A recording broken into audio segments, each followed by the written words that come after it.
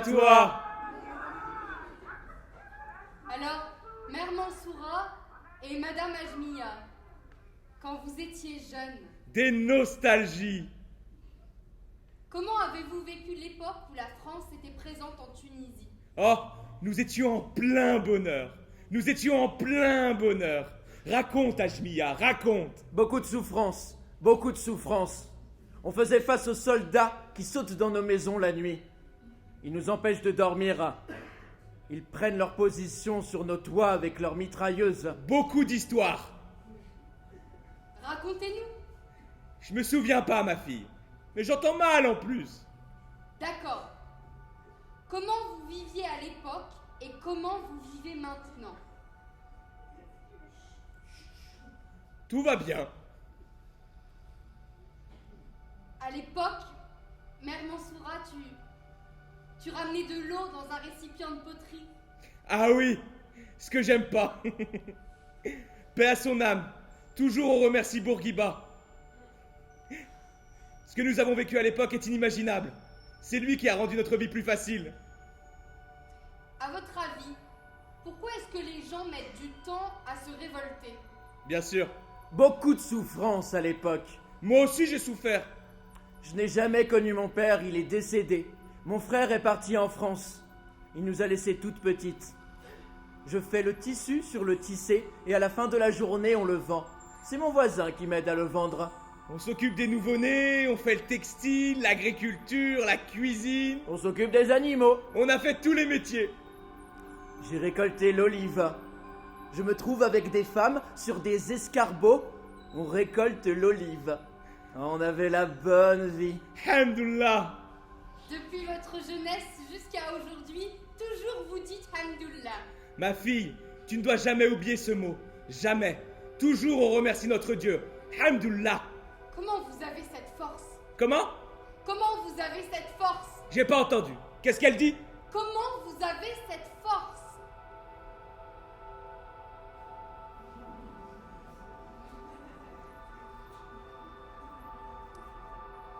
Madame Ajmia et Mère Mansoura, dans quelle période de votre vie vous avez senti la liberté? Ah, la liberté. Paix à son âme. On remercie toujours Bourguiba. Il nous a rendus vivants. Nous étions presque morts. Plusieurs types d'insectes dans nos têtes. Il nous a rendus propres. Tout le monde était pauvre avant. Nous étions dans une situation catastrophique. On est devenus propres. Alors vous avez senti la liberté à partir de ce moment. On a senti la liberté et un peu plus. Et maintenant, est-ce qu'il y a la liberté ou non? Maintenant, on tient bon, hamdoullah. En 1956, quand Bourguiba est arrivé au pouvoir lors de l'indépendance de la Tunisie, il a interdit le safsari et la takrita pour les femmes. Qu'est-ce que vous avez senti? À cette époque, je n'étais pas parmi les femmes qui le portent. Je couvre ma tête avec un peu de tissu, c'est tout. Il nous a rendus heureux. Il a fait des postes de travail pour les gens. Il a fait des salaires pour les gens. Mais pourtant, vous continuez de porter le voile. Le safsari, la takrita, ce n'est pas le voile, ma fille. Ce sont des tissus traditionnels qui te couvrent des pieds à la tête et qui te donnent chaud. Ah oui, très chaud. C'est pour l'interview. Tu as dit que nous serions filmés. On ne le sort que dans les grandes occasions. Celui-là, c'était celui de mon mariage. Et toi, Mansoura? Je me souviens pas. J'ai fait grandir mes enfants et j'ai bien travaillé. C'est ce qui compte pour moi. Elle est où la caméra? Qu'est-ce que vous diriez si on interdisait le voile aujourd'hui? Ma fille, est-ce qu'imposer sa vision de la liberté, c'est vraiment de la liberté?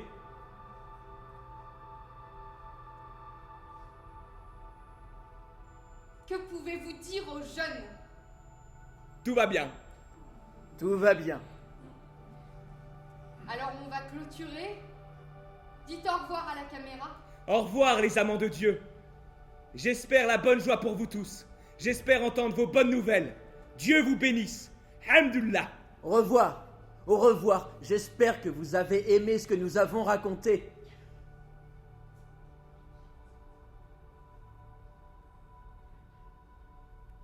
Ça, c'est la source. Ce sont mes deux grands-mères. C'est mon premier voyage de recherche à Ksar-El-Hal, le village de ma famille en Tunisie, où je n'ai pas réussi à obtenir toutes les réponses à mes questions. Ksar-El-Hal, ça veut dire croissant de lune. Quand j'étais petite, mon père m'a fait visiter. Il m'a dit que c'est là qu'il a commencé à fabriquer du tissu. J'y suis retournée pour en apprendre plus sur qui j'étais et d'où je venais. Merci.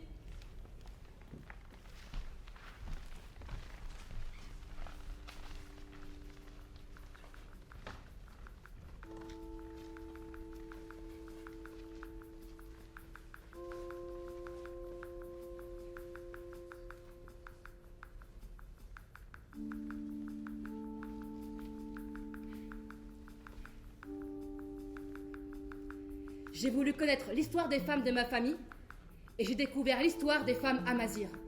Des femmes guerrières qui ont combattu auprès de leur tribu. La plus célèbre d'entre elles, celle qui savait parler avec les oiseaux, la reine Kahina. Après avoir vaincu les Romains, repoussa l'invasion des Omeyyades avec l'aide de toutes les tribus Amazirs qu'elle avait réunies. Elle fit brûler champs, routes et forêts afin de faire fuir les envahisseurs. Quand j'ai découvert l'histoire de ces femmes, j'ai senti le feu. J'ai enfin compris pourquoi ça brûle en moi. Pourquoi je sens au fond de moi une révolte puissante. Pourquoi je sens une blessure profonde, une brèche qui m'engloutit. Pourquoi j'ai une rage aussi forte envers les hommes. Pourquoi est-ce que les gens mettent si longtemps avant de se révolter?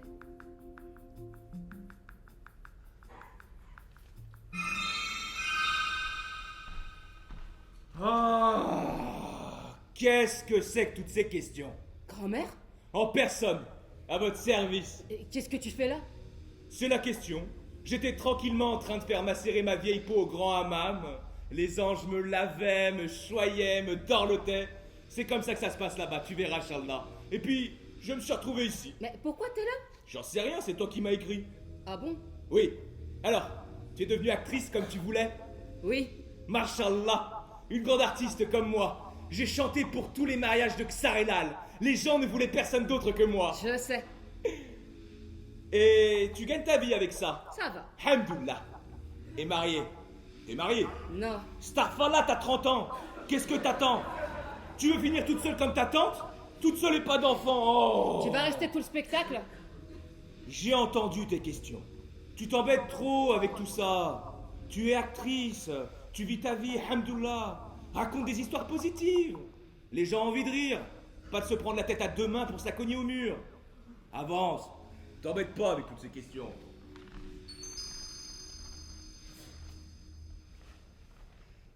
Toute seule, j'avais peur.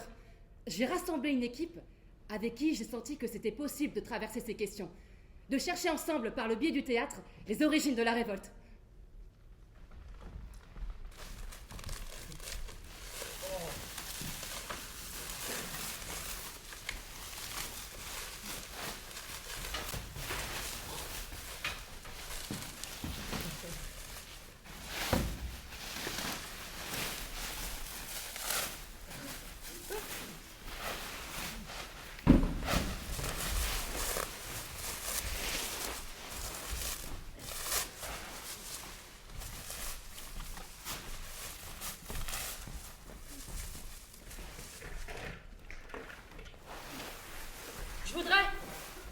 Je voudrais raconter l'histoire de Mahader Rojabri, une femme iranienne à peine majeure, condamnée pour avoir dansé en montrant son nombril et ses cheveux. En 2018, la vidéo fait le tour du seul réseau non censuré et devient un symbole. L'autorité arrête Mahader et la somme d'assumer publiquement son acte. Vous allez choisir chacun un pays que j'ai choisi pour vous, et vous allez embrasser la révolte qui agit dans ce pays. Vous êtes des artistes révoltés, chefs de file d'un mouvement artistique extrêmement fort. Vous avez entendu parler de ce qui lui est arrivé et vous voulez lui venir en aide. Alors, vous organisez une visioconférence. Attends, Sabrine. Moi, je comprends rien, là. Tout ça, ça se passera en Iran. Évidemment. Pour répondre à l'appel à l'aide d'une jeune danseuse iranienne qui veut résister contre le gouvernement iranien qui a interdit la danse il y a 5 ans. Elle a été obligée de dire publiquement « J'ai dansé sans voile, en découvrant mon corps, et je demande pardon à Dieu. Pardon pour l'avoir insulté et insulté son œuvre. J'ai honte de mon geste, je ne le referai plus jamais. Et je tiens à dire à la jeunesse que tout acte de ce genre est profondément bas, irrespectueux et anti-islamique. » Je t'arrête tout de suite. L'Iran, ça me pose problème. Et puis moi, j'irai jamais me révolter pour de la danse. Je danse pas. Je danse jamais, j'aime pas ça. Non mais, pourquoi j'irai dans un pays étranger risquer ma vie pour une fille que je connais pas? Ouais, c'est ta révolte, pas la mienne. Je suis d'accord. Je suis d'accord. Et je me dis que peut-être on pourrait monter une pièce, les Justes de Camus. Ouais, grave. C'est concret comme ça. Mais attendez, j'ai pas fini. Vous dansez avec elle. Succès médiatique de fou.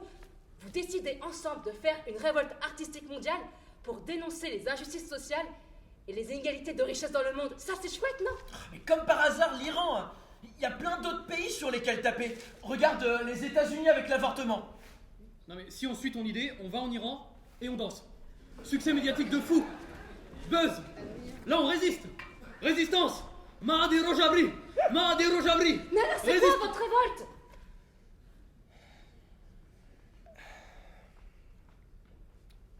Ah non. Non. Je vous ai choisi pour votre colère. Comment on en vient à passer à l'action? Il vient d'où, ce feu? Je sais pas, moi, vous avez forcément une révolte intime.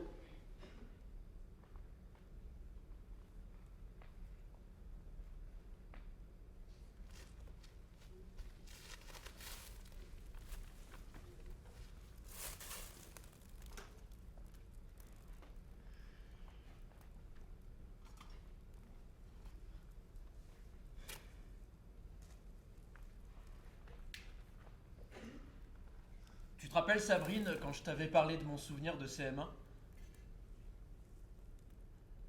J'ai 9 ans. C'est la récréation. Autour de moi, quelque chose se prépare. Grand sourire. Ça crie, ça se retrouve, ça circule en va-et-vient. Alors, je cours. Grand sourire, quelque chose n'est pas là. Malgré tout, je continue de courir et à tracer ma route. Parfois, je m'arrête. Un rapide coup d'œil derrière moi, et je repars de plus belle. Personne n'était derrière moi. Personne ne jouait avec moi. Je faisais semblant. Grand sourire, sonnerie, en rempart de « Ah, enfin de la compagnie ». Remonter les étages, 1, 2, s'asseoir en classe, transpirer, seul. Avec le temps, j'ai appris à effacer ce souvenir de ma mémoire. Et pourtant, quand tu nous as parlé de nos révoltes intimes, Sabrine, c'est la première chose à laquelle j'ai pensé. Après, j'étais pas malheureux pour autant. J'étais complexé, mal dans ma peau, à subir des moqueries. Avec tes cheveux, on dirait boucle d'or. Ah, t'as des grains de beauté de papy.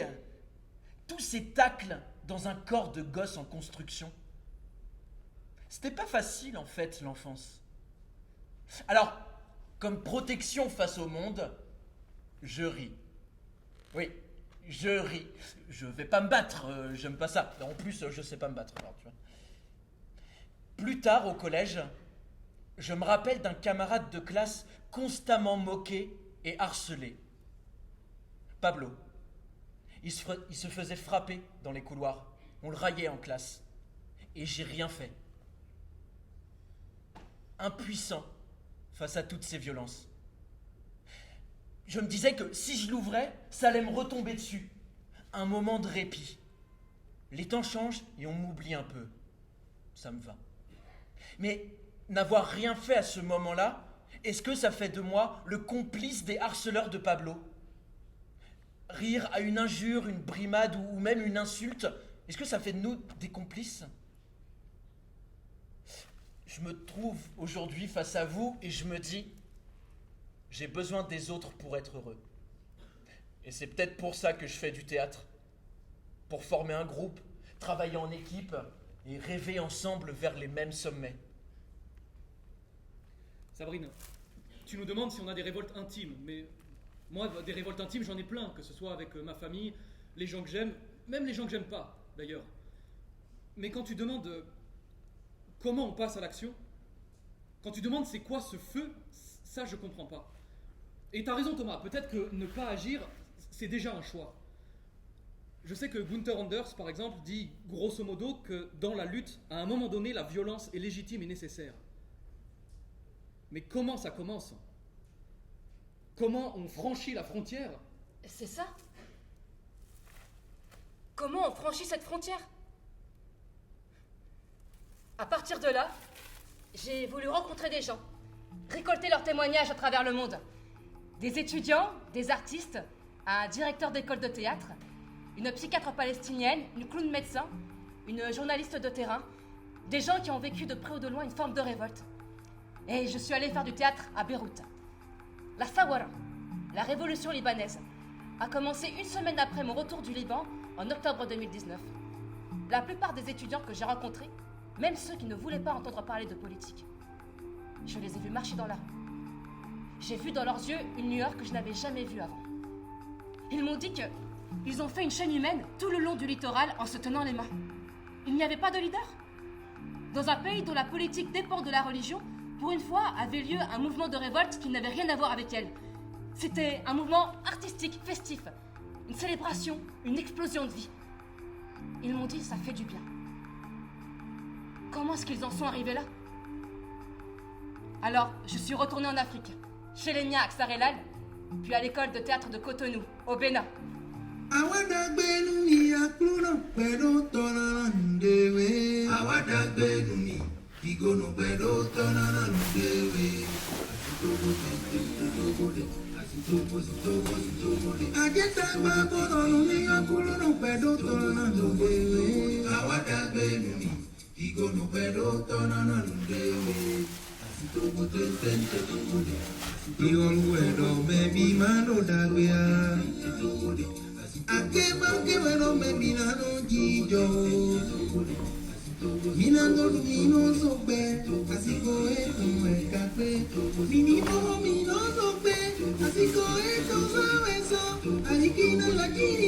C'est où ça?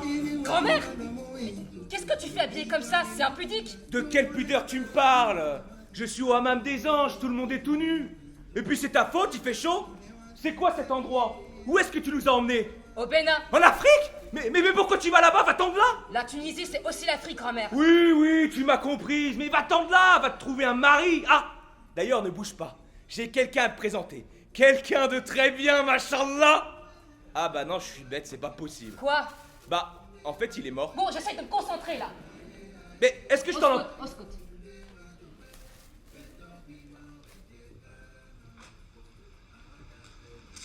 Ouais. Quand le temps arrive, le peuple se rassemble toujours. Les masses populaires se rassemblent toujours pour agir. Je donne l'exemple. L'exemple, on en a eu plusieurs au Bénin. Et le dernier exemple, c'est le jour, c'est quand, à la fin du régime Kékou, qui a engendré les conférences nationales partout en Afrique, en commençant par le Bénin. C'est les populations qui se sont révoltées. Tous les jours, ils se réunissent par groupuscules et finissent par se rejoindre. Et le petit groupe devient très grand et devient une foule. Et c'est la foule qui fait l'action. La foule, vous savez, la foule est bête. Hein? La foule, il suffit que 3 personnes avancent et tapent sur une porte, tous vont vouloir taper là-dessus. Et ça crée des choses impossibles. Donc, c'est comme ça que les révoltes se fabriquent, que les peuples fabriquent leurs révoltes quand ils en ont vraiment marre. Et on l'a vu au Bénin, on l'a vu au Mali tout dernièrement, l'année dernière, on l'a vu au Soudan l'année dernière, on l'a vu au Burkina cette année. Donc, l'année dernière aussi, c'était évidemment. Et vous voyez, il y a plusieurs exemples, déjà 4 exemples comme ça en Afrique. Et on peut en compter mieux si je fouille l'histoire. Ça veut dire que les peuples qui ont vraiment faim regagnent toujours la rue. Eh bah c'est bien. Qu'est-ce que t'as appris de plus? Je cherche. Avec ces voyages, je sentais que je m'approchais de quelque chose de fort pour mieux comprendre les origines de la révolte. Alors j'ai décidé de continuer. Et pendant ce temps, j'ai laissé mon équipe travailler toute seule. Ouais, Sabrine, c'est Julien. J'espère que ton voyage se passe bien. Franchement, j'ai réfléchi à la dernière répétition. J'ai repensé à la révolte. Tu savais qu'il ne faut pas donner de pain aux canards? Ça les tue, en fait. Parfois, je pense aux goélands. Ils bouffent tout et les étourneaux à côté ne mangent que les miettes. Je me suis toujours demandé pourquoi les étourneaux ne se réunissaient pas pour lutter contre le goéland. Voilà, quoi. Profite bien. Bisous.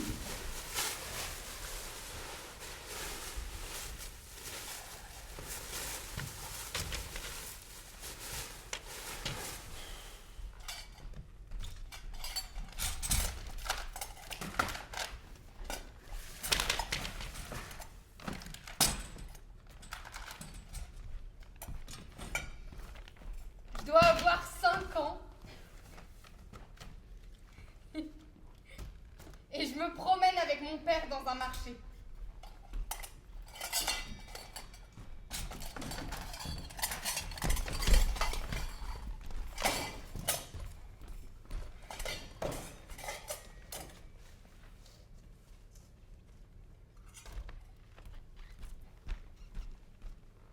Pendant qu'il fait ses courses, je tombe sur un oiseau mort, écrasé sur le goudron. Je suis terrifiée. J'ai envie de pleurer. Je suis triste pour lui. Je n'arrive pas à détacher mon regard de son petit cadavre. Quand mon père me tire légèrement par le bras alors qu'il veut changer d'étalage, il remarque l'oiseau. « Tu es triste ?» dit mon père. « Oui, je réponds. »« Tu es triste comment ?»«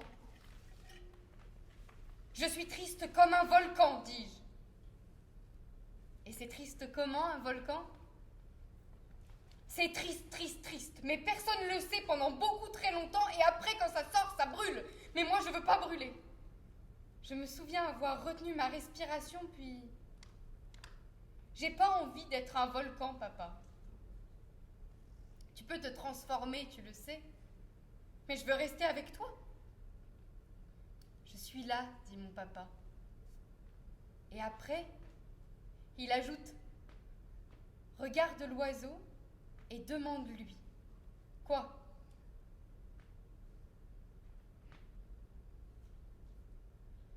Oh, toi, petit oiseau mort, dis-moi, tu t'envoles quand ? Quand je pose la question à l'oiseau, quand les mots sortent de ma bouche, rien ne change. Il est toujours là, écrasé. Mais quelque chose change. Je ne suis plus la même et je le sais. J'ai beaucoup grandi ce jour-là.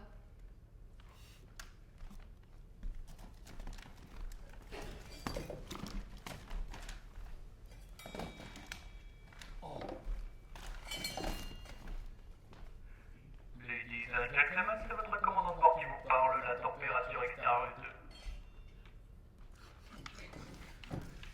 Veuillez évacuer la place, vous êtes cerné. Première sommation. Vous aviez été prévenu, vous auriez dû évacuer la place.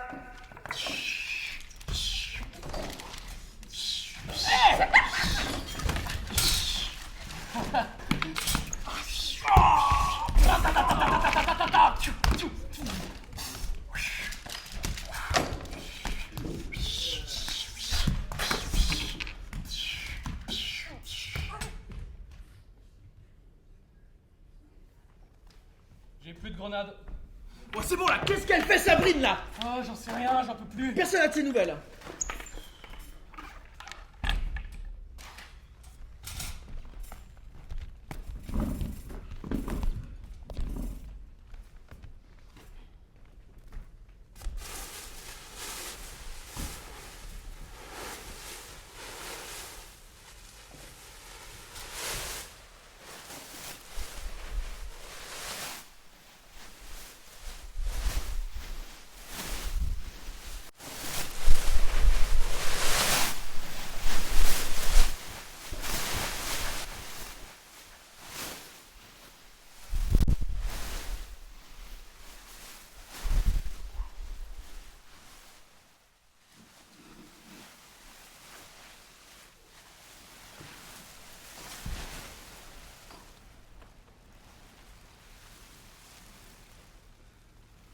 Il y a des volcans qui se meurent. Il y a des volcans qui demeurent. Il y a des volcans qui ne sont là que pour le sang. Il y a des volcans qui patrouillent en meute Il y a des volcans dont la gueule émerge de temps en temps, véritable chien de la mer. Il y a des volcans fous. Il y a des volcans ivres, à la dérive. Il y a des volcans qui ne sont là que pour le vent. Il y a des volcans qui se voilent la face, toujours dans les nuages. Il y a des volcans vautrés, comme des rhinocéros fatigués, dont on peut palper la poche galactique. Il y a des volcans pieux qui élèvent des monuments à la gloire des peuples disparus. Il y a des volcans vigilants, des volcans qui aboient, montant la garde au seuil du Graal des peuples endormis. Il y a des volcans fantasques qui apparaissent et disparaissent. Ce sont eux, les Lémuriens. Il ne faut pas oublier ceux qui ne sont pas les moindres, les volcans qu'aucune dorsale n'a jamais repérés, et dont, de nuit, les rancunes se construisent. Il y a des volcans dont l'embouchure est à la mesure exacte de l'antique déchirure.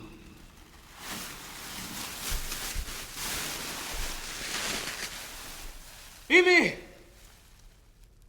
Césaire!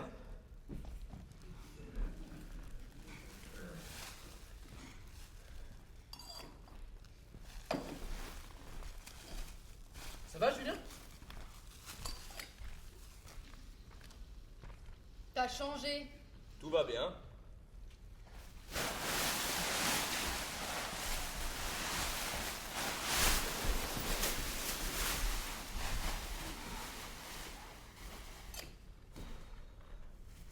Il s'est passé quelque chose. Je crois que j'ai le même rapport à mon pays qu'à mon père. Quand je suis avec lui, je vois tous ses défauts, il me saoule. Mais quand je le vois pas, bah il me manque.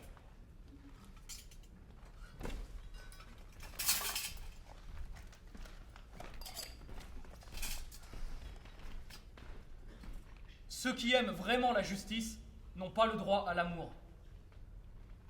Camus? Juste.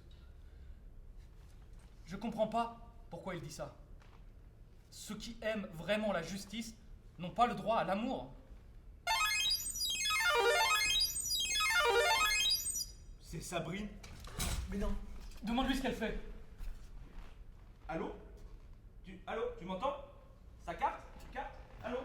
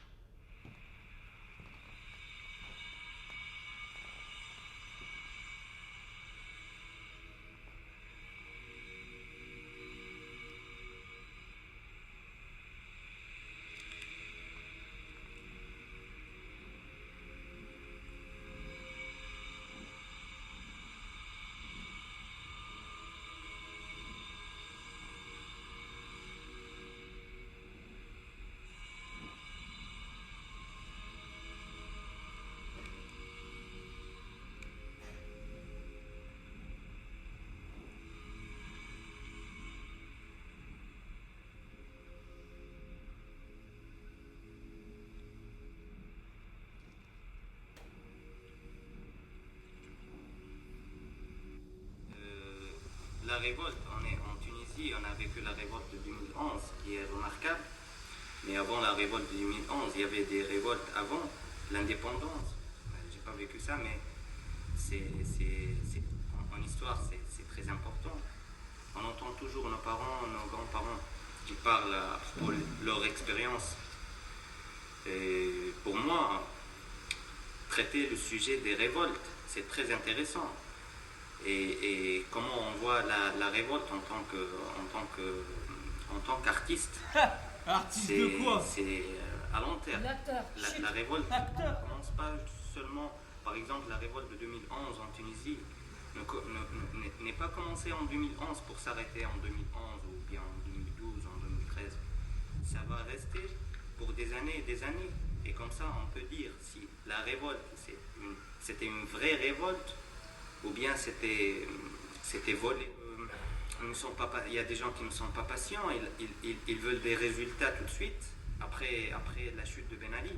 Ben Ali? Ils veulent que le pays s'améliore tout de suite, mais ce qu'on a vu, ce qu'on a vécu, c'est des chutes économiques, des taux de pauvreté qui s'élèvent, les jeunes n'ont plus d'espoir, ils essaient toujours à immigrer, à sortir du pays. Ils n'ont plus l'amour du pays. Ah oui. On peut dire que le peuple tunisien attend toujours des solutions politiques, or que ça peut sortir du politique, quoi. Il faut faire quelque chose, il faut bouger. C'est vrai que le peuple tunisien est un peuple courageux. Il n'accepte pas tout. Il dit toujours non à ce qui ne va pas avec lui, mais aussi il ne réfléchit pas autant, il ne réfléchit pas à quoi faire vraiment. On doit avoir des nouvelles idées. Ah bah oui, il faut innover. On doit innover, quoi. On doit changer notre mentalité pour essayer quelque chose d'autre, quoi. Il y a un blocage au niveau intellectuel, au niveau mental. Il n'y a pas le cerveau collectif, il n'y a pas les pensées collectives, il n'y a que des pensées individuelles. Chacun pense pour soi, chacun pense pour qu'est-ce qu'il va faire, comment il peut se sauver, pas comment il peut aider. C'est ça le problème, l'individualisme, tout le monde, chacun pour soi, un blocage intellectuel. Ça veut dire que les jeunes, je parle des jeunes, les jeunes ne veulent plus lire, écrire, faire de l'art, s'exprimer, faire de l'art, penser. Ne veulent que de la matière, de l'argent. Tu parles avec un jeune, il te dit moi je veux de l'argent pour faire mon avenir, pour réaliser mes rêves, mais c'est quoi tes rêves? C'est faire de l'argent, c'est quoi? C'est paradoxal, tu vois. Non, pas mal. Pourquoi tu les pousses pas? Qu'est-ce qu'il y a encore? Il a l'air très sympa, non? Quoi? Il est acteur comme toi? Il est tunisien en plus? Moi je l'aime bien. Et puis, vous ferez de beaux petits enfants. J'essaye de me concentrer. Mais qu'est-ce que tu cherches encore sur tes révoltes? Je te l'ai déjà dit, tu perds ton temps. Laisse tomber, ça sert à rien. Sors, va rigoler, va boire un café avec des amis. Mais c'est quoi ton problème à la fin? Pourquoi tu ne veux pas que je travaille? Ah, ça va, j'ai compris. Je m'en vais.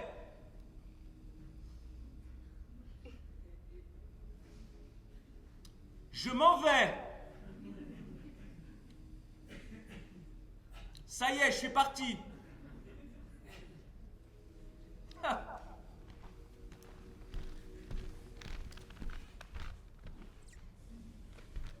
Ah, s'il te plaît, est-ce que tu peux dire à la famille de mettre un peu d'eau au creux de ma pierre tombale? C'est la sécheresse, et les oiseaux ne viennent plus boire sur ma tombe. C'est promis. Grand-mère, je t'aime. Oui, moi aussi, ma fille, moi aussi.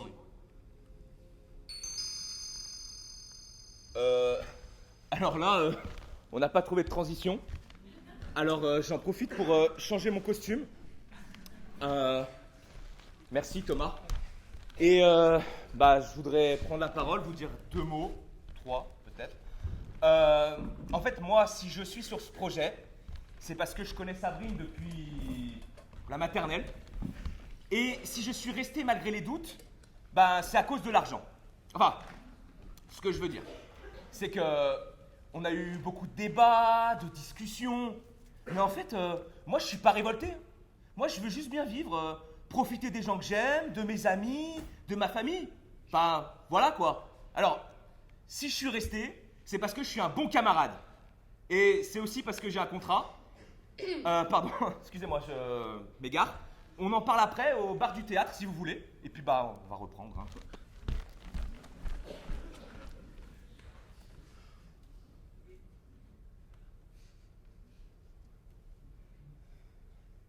Alors?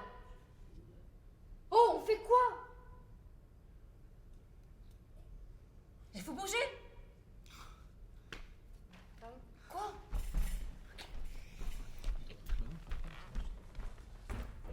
Thomas?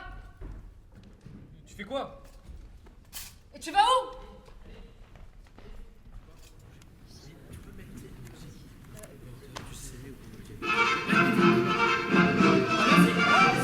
Bouge maintenant, allez. On va bouger. Puis tout le monde va bouger même. Vous aussi, vous pouvez bouger.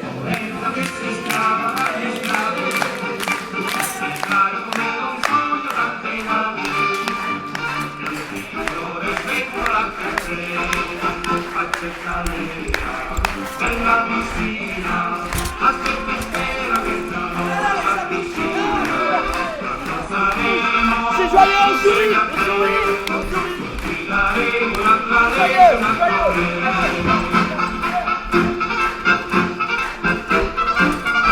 c'est la fête ou quoi là?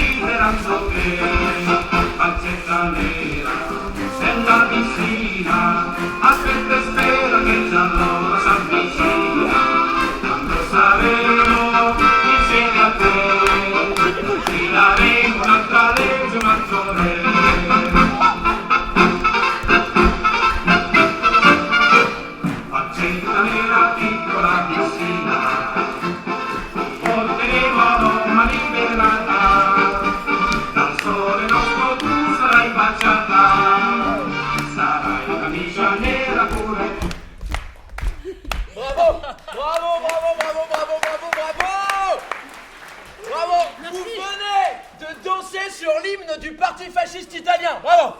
Super, vous aussi, bravo. Désolé. Ah ouais, tu nous as bien niqué là. Ouais. C'est comme ça que ça se passait à Rome, Piazza Venezia. Un homme, 2, 3, il suffit de 3 hommes pour qu'une foule se rassemble. Les mecs qui passent par là, ils se demandent ce qui se passe, ils les rejoignent. Et là, il y a 5000 personnes sur la place. Il arrive au balcon. Duce, Duce, Duce, Duce, Duce, Duce, Duce, Duce, Duce, Duce, Duce, Duce, Duce, Duce, Duce, Duce, Duce. Il Duce Benito Mussolini, popolo italiano, popolo di artisti, di poeti, di navigatori, di scienziati. Et il continuait comme ça pendant des heures à raconter de la merde. Parce que des personnes lui ont laissé la place. Parce que 5000 personnes lui ont laissé la place. Parce qu'ils se sont tus.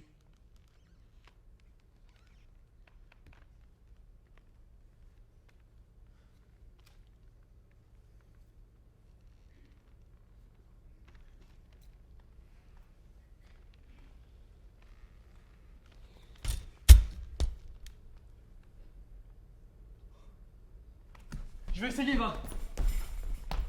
Oh. Eva, j'ai une idée. Eva, je peux essayer, j'ai une idée, c'est mon tour. Et là, imaginez, c'est un poète qui sort au balcon.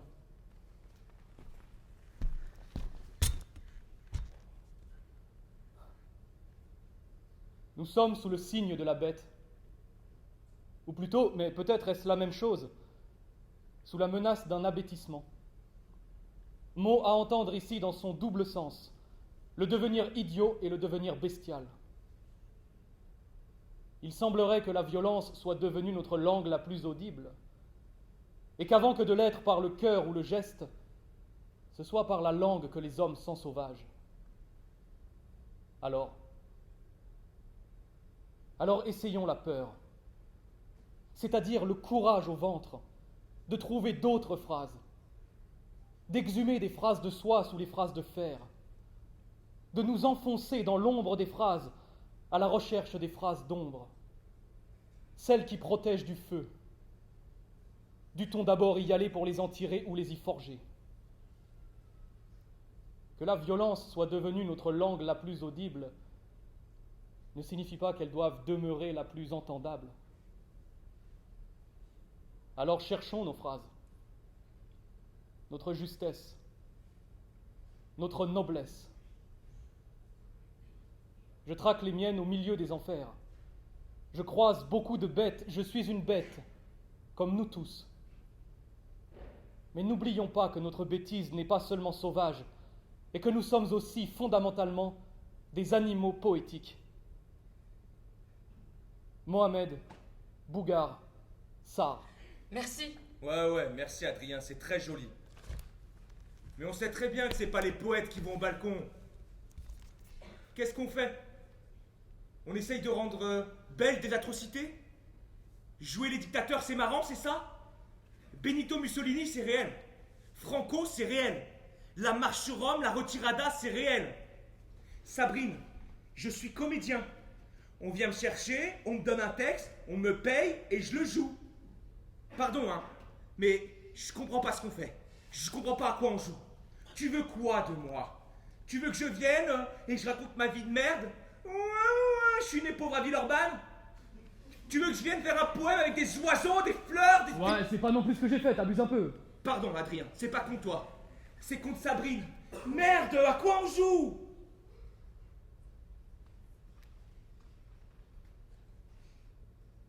Je crois qu'on va faire une pause, d'accord? Allez. Bénin, jour 4. Il est 10h56. Je suis sous les cocotiers face à l'océan. Mes camarades béninois sont allés se baigner. Hier, on mangeait tous ensemble. Et là, un nid d'oiseau tombe derrière nous. On est allé voir. Il y avait un oisillon mort et l'autre vivant. Tout le monde est retourné s'asseoir pour manger, comme si de rien n'était. Je suis restée, j'ai dit « On ne peut pas le laisser ». On m'a répondu « Sa mère n'avait qu'à faire un meilleur nid ». Un autre a ajouté « Laisse, le chien le mangera sûrement ». Je pouvais pas le toucher, j'ai la phobie des plumes d'oiseaux. Je suis retournée vers le groupe, mais je pouvais pas manger. L'oiseau était en train de pleurer. J'étais adossée à la clairière et je regardais l'océan au loin. Je peux pas manger, j'y arrive pas. Dom Dom a dit « D'accord ». Il est parti et est revenu avec une échelle. Il a pris le nid et a grimpé dans l'arbre. Nous l'avons aidé à trouver la meilleure branche. L'oisillon vivant était sur sa branche et l'oisillon mort enterré.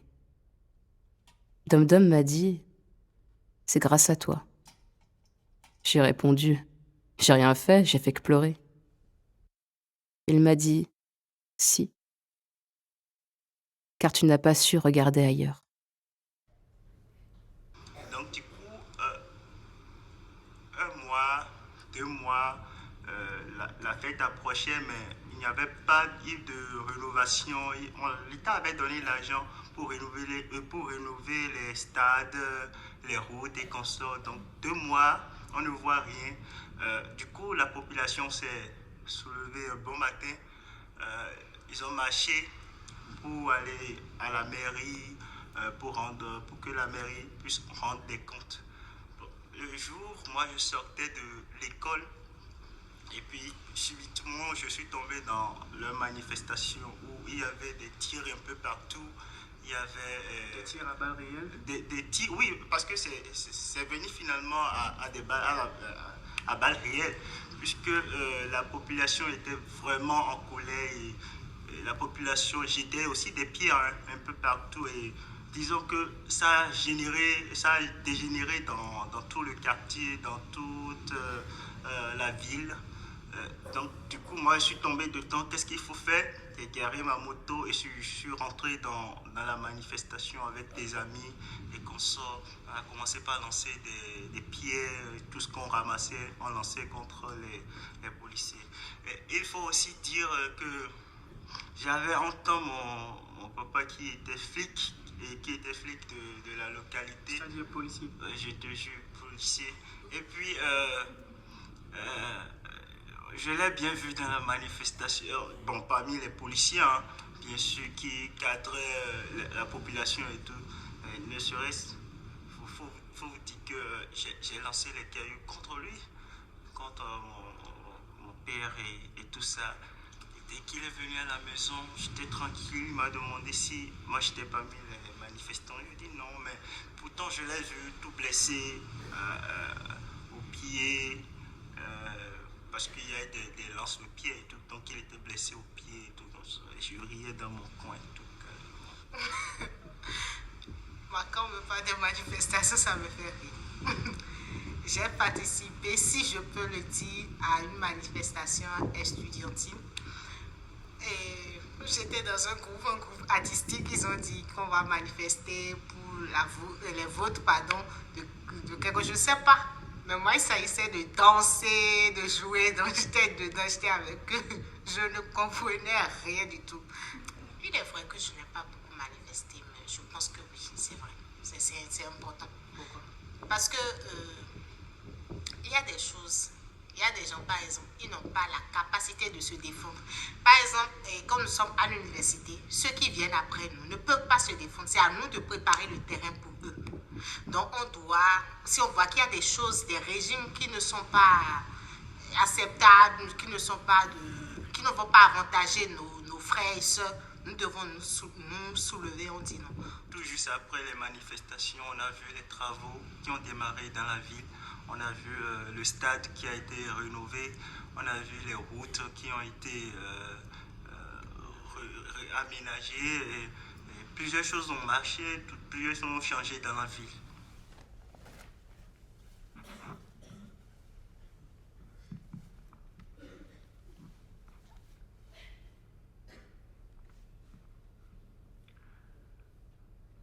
Lors d'une interpellation et éventuellement d'un contrôle d'identité, la police ne peut en principe accomplir sur vous qu'une palpation de sécurité. Il s'agit d'une recherche extérieure, au-dessus des vêtements, d'objets dangereux pour la sécurité du porteur ou d'autrui. Cette palpation doit être accomplie par un policier du même sexe et ne peut en aucun cas consister en des attouchements ou une fouille au corps.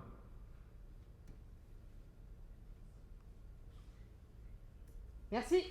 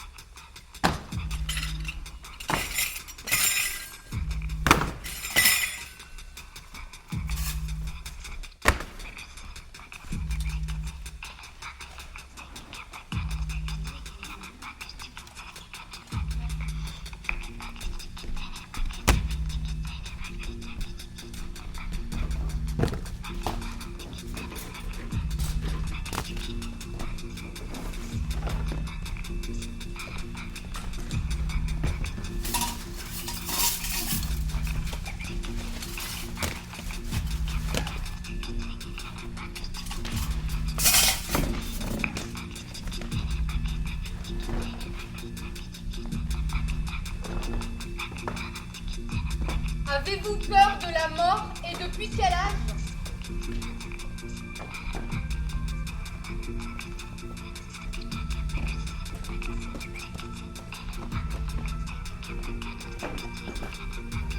Que faites-vous, comte?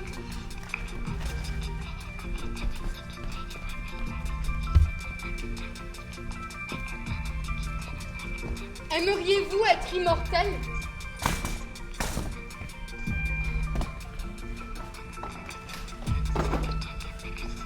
Avez-vous déjà pensé à mourir? Et que vous est-il alors venu à l'esprit? A. Ce que vous laissez derrière vous. B. La situation internationale. C. Un paysage. D. Que tout a été vain. E. Ce qui ne se réalisera jamais sans vous. F. Le désordre dans les tiroirs.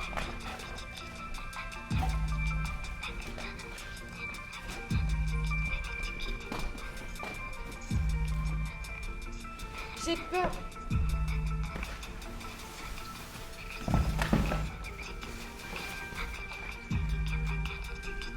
Avez-vous des amis parmi les morts? Oui. Oui. Oui, j'ai des amis parmi les morts. De quoi avez-vous le plus peur? Que sur votre lit de mort, vous puissiez injurier quelqu'un qui ne le mérite pas? Ou que vous pardonniez à tous ceux qui ne le méritent pas?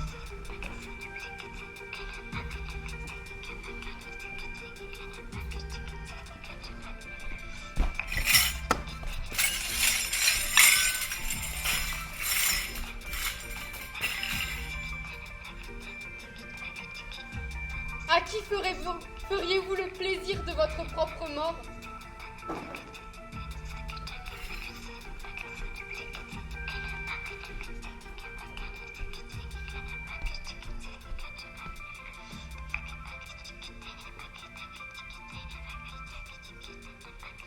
C'est sûr.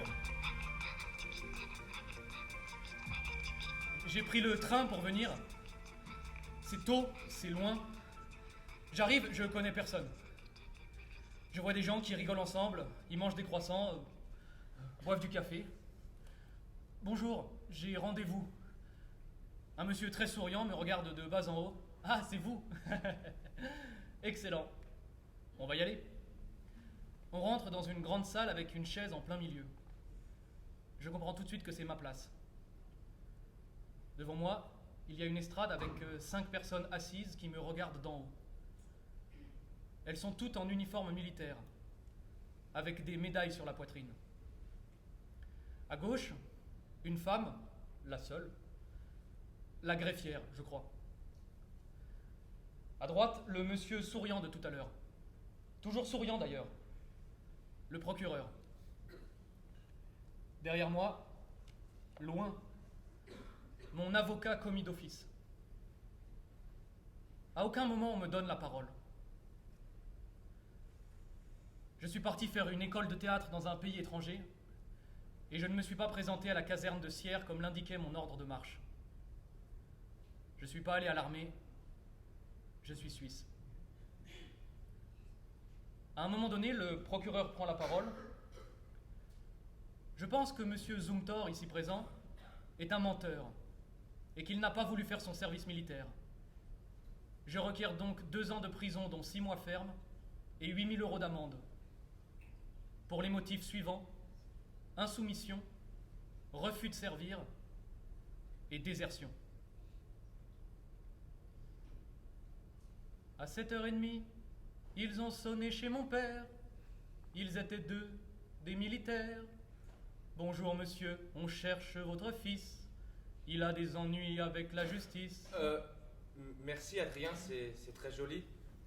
Tu veux que je chante autre chose? Non, mais c'est bien, mais désolé, ça tombe encore sur toi, mais pardon, j'essaye, mais je comprends pas ce qu'on fait. Je me dis que c'est peut-être le moment de monter un texte, Les Justes de Camus. Non, je t'ai déjà dit. Ça, c'est pas assez extrême. Les Justes de Camus, c'est pas assez extrême? Vas-y, Adrien. À 7h30. Non, bah tu sais quoi? On le met à la sauce contemporaine. On est des Chinois, on veut libérer les Ouïghours, et pour faire pression sur le pouvoir politique, on décide de kidnapper la fille du président Xi Jinping et on menace de la violer publiquement. Quoi? Tu voulais quelque chose d'extrême? Jusqu'où on est capable d'aller? Est-ce que pour libérer un peuple injustement opprimé, on peut envisager le viol de quelqu'un? D'une femme. D'une femme? Qu'est-ce qui est le plus important pour toi, Sabrine? La parole ou le geste?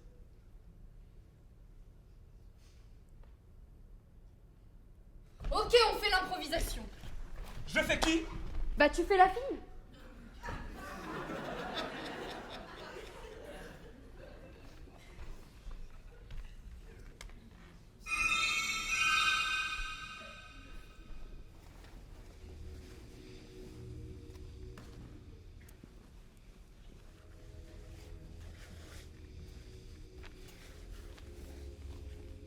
Ma fille.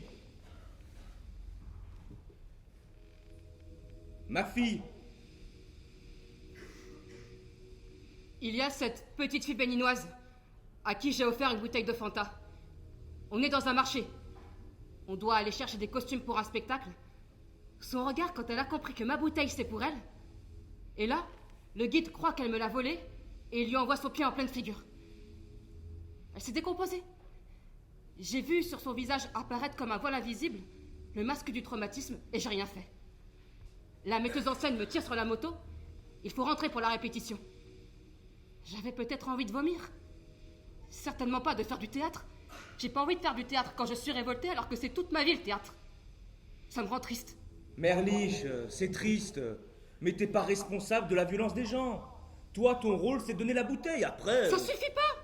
J'ai rien su faire. Ça me dégoûte. Les seules fois où j'ai eu la force de défendre des personnes dans ma vie, c'était des hommes. Qu'est-ce que ça dit de moi si je ne peux défendre que les gens qui ont du pouvoir? Je me suis vue petite. J'y ai vu ma propre fragilité, j'étais incapable de l'aider. Est-ce que Thomas avait raison? N'avoir rien fait à ce moment-là, est-ce que ça fait de moi une complice? Sabrine, arrête de parler de ça, Rachid. Pourquoi tu ne parles jamais? Pourquoi se taire? Pourquoi tu ne veux pas raconter ce qui t'est arrivé? Yézi, tu veux que je dise quoi? J'ai eu la vie que j'ai eue, alhamdoulilah. Mes douleurs, je les ai eues et je les ai emportées avec moi, c'est comme ça. Vous nous les transmettez, vos douleurs. C'est ça que vous comprenez pas. Elles ne partent pas avec vous dans vos tombes. On a beau faire comme si elles n'existaient pas, elles sont là, en nous, et on doit vivre avec. J'ai pas envie de fermer les yeux, j'ai pas envie de donner ça à mes enfants et à mes descendants. J'en ai marre de serrer les dents, de faire comme si la merde n'existait pas, c'est ça que tu comprends pas. Tu vois, ça m'énerve d'être dans un lieu où je suis avec les miens et j'ai peur d'eux. Ça m'énerve d'avoir une démarche masculine pour pas être emmerdée.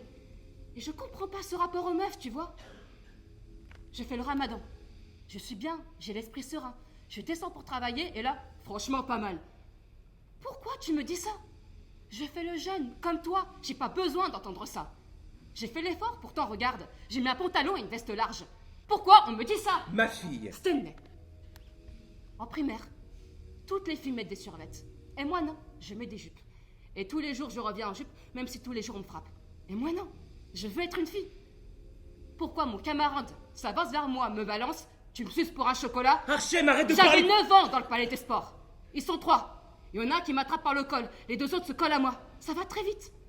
On a le même âge. C'est quoi ce monde, je me dis? À 9 ans, je me dis, c'est quoi ce monde? Je veux pas être une femme. Tu fais comment pour vivre avec ça? Tu fais comment? Il y a toujours des histoires. Du sale, tu vois. Le spectacle de la violence. Le spectacle de la marchandise. La pornographie. Pourquoi on vend ça aux jeunes? Et j'ai choisi le théâtre. Et ça a été une autre forme de violence. Pas de violence physique, mais normale, mentale.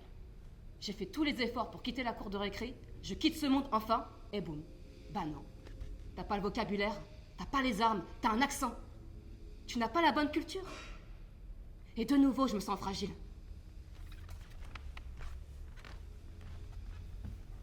Sabrine, j'ai une super proposition. Mets-toi nue sur scène. Allez, juste un sein. Comme la liberté guidant le peuple. les jeunes de la Croix. Ah, Sabrine, je t'assure, tu rates quelque chose. Tu te crois libre, mais je crois que tu te mens à toi-même. Tu es trop influencé par ta culture musulmane, trop influencé par le système patriarcal. Tu crois t'en défaire, mais c'est faux. C'est une illusion. C'est dommage, en plus, tu es une femme passionnée, ça se voit des kilomètres. Allez, viens, on va boire un verre. T'inquiète pas, il le saura pas. Tu sais, la fidélité, c'est simple, je vais te dire, c'est juste un concept. Faut se libérer de ça.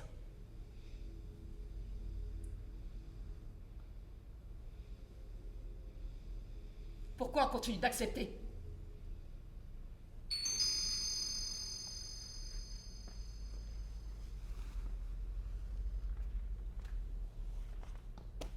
Sabrine, je crois que je suis pas capable de faire ce que tu fais.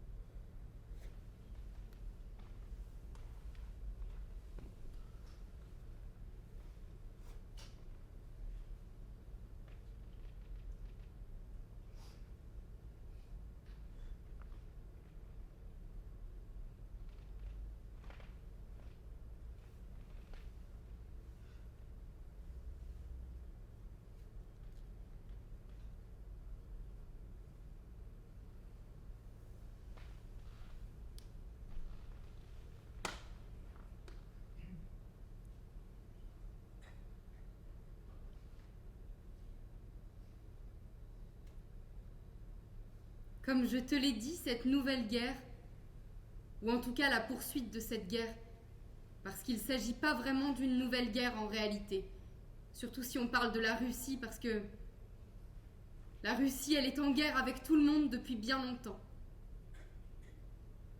Aujourd'hui, on en parle beaucoup plus, mais voilà, c'est des méthodes bien rodées et malheureusement pas nouvelles. Évidemment que c'est un choc quand il y a de nouveau des bombes qui tombent sur des gens, des tortures, d'autant plus quand c'est un pays que tu connais. Moi, l'Ukraine, j'ai des amis là-bas. La Russie ne veut pas que l'Ukraine s'éloigne et décide de vivre mieux. Il faut vivre dans la merde et être bien tous ensemble là-dedans. Ça peut paraître complètement idiot, mais il y a vraiment quelque chose qui me dépasse là-dedans. Même si je peux comprendre la colère, la frustration, l'envie, le fait qu'on soit dans une rage noire quand les autres ont plus que nous, dans une rage tellement noire qu'on va leur faire payer. C'est ça la violence. C'est ça la guerre finalement. L'autre a plus, alors il va payer. Moi, je vois par exemple, j'ai des enfants, et comme je pense à peu près tous les parents sur Terre, quand on a des enfants petits, il arrive toujours un moment où on est fatigué, où on n'en peut plus, où ils font n'importe quoi, et on a juste envie de leur éclater la tête contre le mur. Pardon. Mais il suffit que tu regardes dans les yeux de ce gamin. C'est pas possible. Si tu regardes vraiment dans les yeux d'une personne, comment tu peux lui faire du mal? Une personne qui est dans une position plus faible, qui est en train de nager dans son sang parce que tu la tortures depuis 3 jours, comment tu peux continuer de l'achever en lui arrachant les yeux? Justement. Peut-être que justement tu lui arraches les yeux pour arrêter de voir son regard? Un jour, lors de ma collaboration avec un centre ukrainien des droits de l'homme, j'ai eu à traduire le témoignage d'un gars qui avait 18 ans, quand il a torturé à mort un homme et 2 autres hommes. 3 hommes, dont l'un était mon mari. Le jeune faisait son service et on l'a envoyé en Tchétchénie. Il est tombé dans le groupe de 2 gars qui tenaient un des checkpoints militaires importants à côté de Grozny. Les 2 gars étaient connus pour une énorme cruauté. Mon compagnon, l'homme que j'aimais, était avocat. et il défendait entre autres des personnes torturées, disparues. Parmi ces personnes, certaines étaient passées entre les mains de ces gars. Il avait réussi à faire arrêter un des responsables du checkpoint, et les militaires, pour se venger, ils l'ont attrapé. Ils ont dit aux jeunes: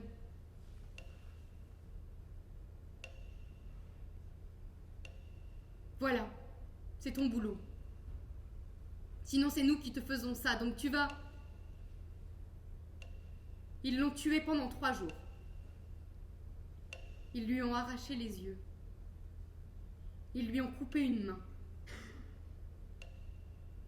C'était des choses que je savais parce que j'avais déjà serré ce cadavre contre moi, qui était tout noir, marron, gris. J'avais des bouts de lui collés à moi et pourtant, ce gamin qui a fini en hôpital psychiatrique, un jour il a demandé à me parler. Je vous demande pardon. Je vous demande pardon, votre mari était un saint. J'ai dit, mais vous y êtes pour rien. Vous étiez un gamin. Vous étiez un enfant et on vous a fait faire des choses. Il m'a dit que ce qui l'avait vraiment rendu fou, complètement fou, c'est qu'au 3e jour, quelques heures avant qu'il finisse par l'achever, il était déjà allongé par terre, vraiment dans son sang, déjà extrêmement... Il l'avait complètement amoché. Il avait déjà le ventre ouvert, tout ça, mais il était encore vivant. Et ce jeune lui a apporté de l'eau. Il m'a dit, je ne savais pas quoi faire. J'avais peur qu'il m'envoie chier ou qu'il me dise des mots horribles. Et là, mon mari lui a dit, ça va aller? Tu vas tenir le coup? Ça va aller pour toi. Il faut que tu tiennes le coup. Il m'a dit ça m'a rendu complètement fou, parce que je venais de le torturer pendant 3 heures, pendant 3 jours, et lui, il s'inquiétait pour moi. Ce gamin, il a raconté à quel point c'était insupportable de faire ça à un autre être humain. Mais qu'en même temps, il y avait une espèce d'emballement, il ne pouvait plus s'arrêter. Quand on commence, on ne peut plus s'arrêter. Quand tu entres dans cette folie, tu y es bien parce qu'il n'y a plus les limites du monde normal. Mais après, tu peux plus revenir en arrière. T'as franchi la limite.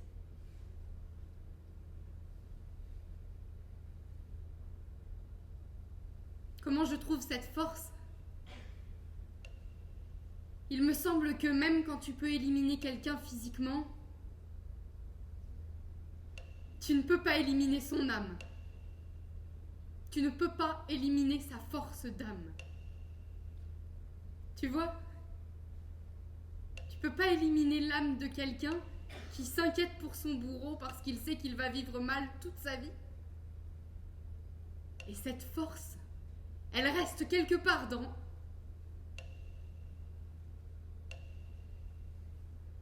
l'air.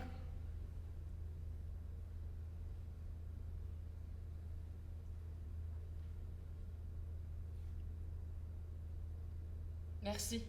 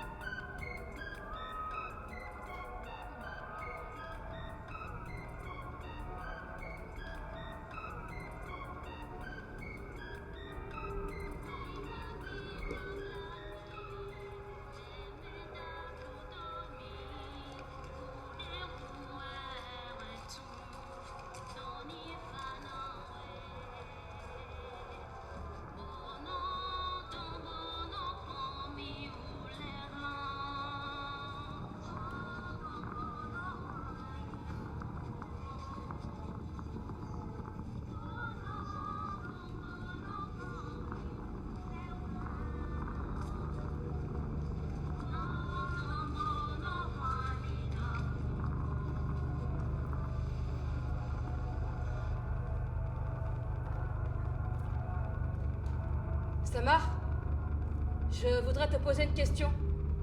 Oui? C'est une question que je voulais te poser depuis très longtemps. Je suis en train de créer un spectacle qui s'appelle Le Printemps des Révoltés. Le printemps? Le Printemps des Révoltés.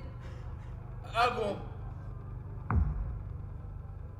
Pourquoi est-ce que les gens mettent si longtemps avant de se révolter?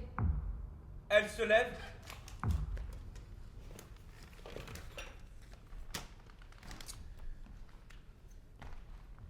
Je crois que les gens qui font l'oppression, ils peuvent le faire d'une façon très maligne pour empêcher les révoltes des gens.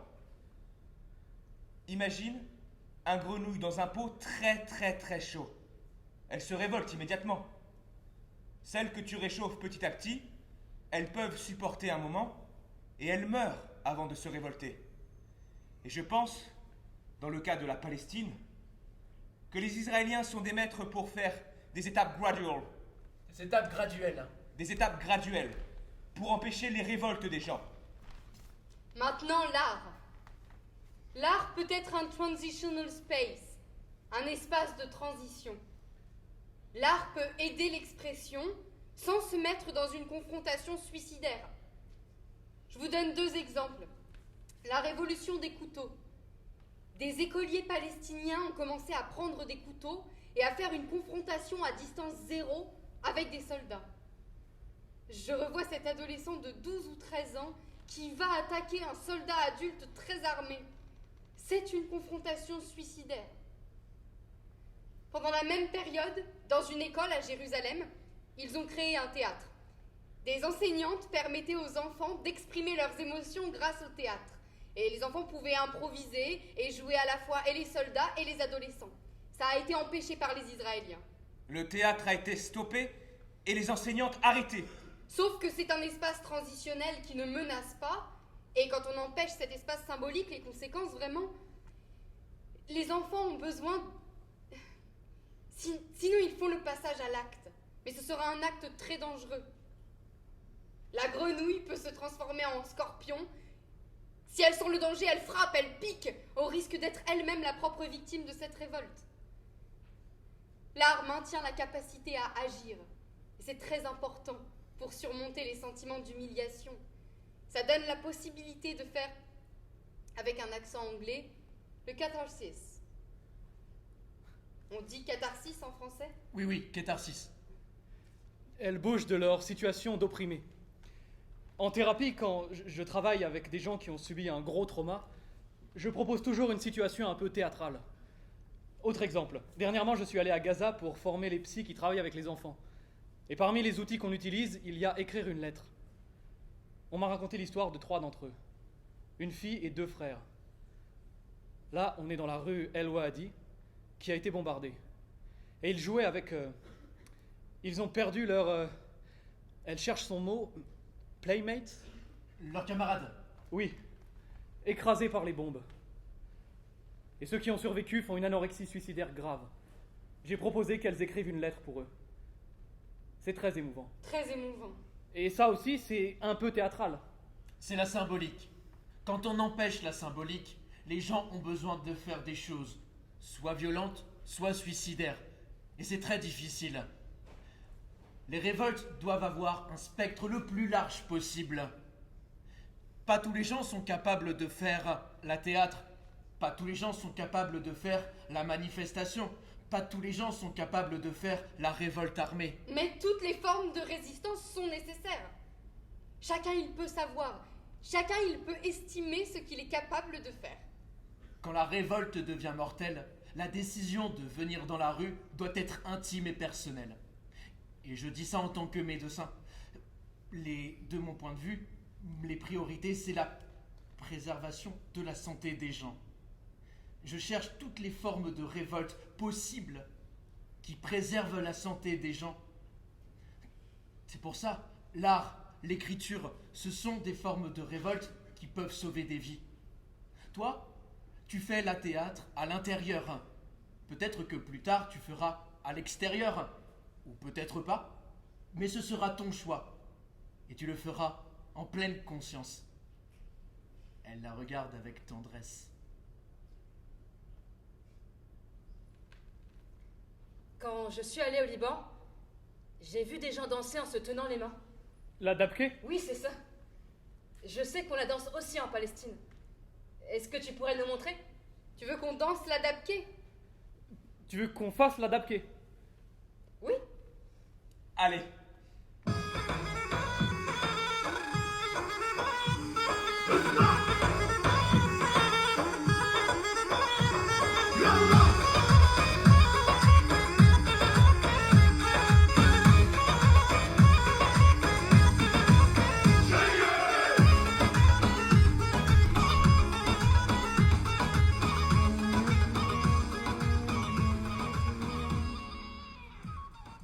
لا تبخل الطير حامل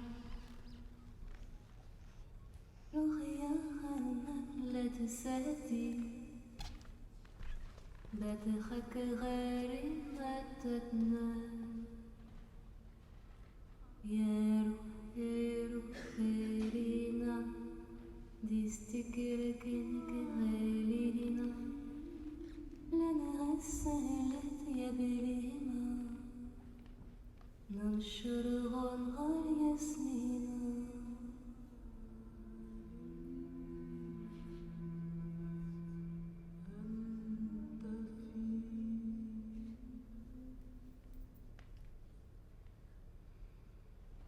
من رآك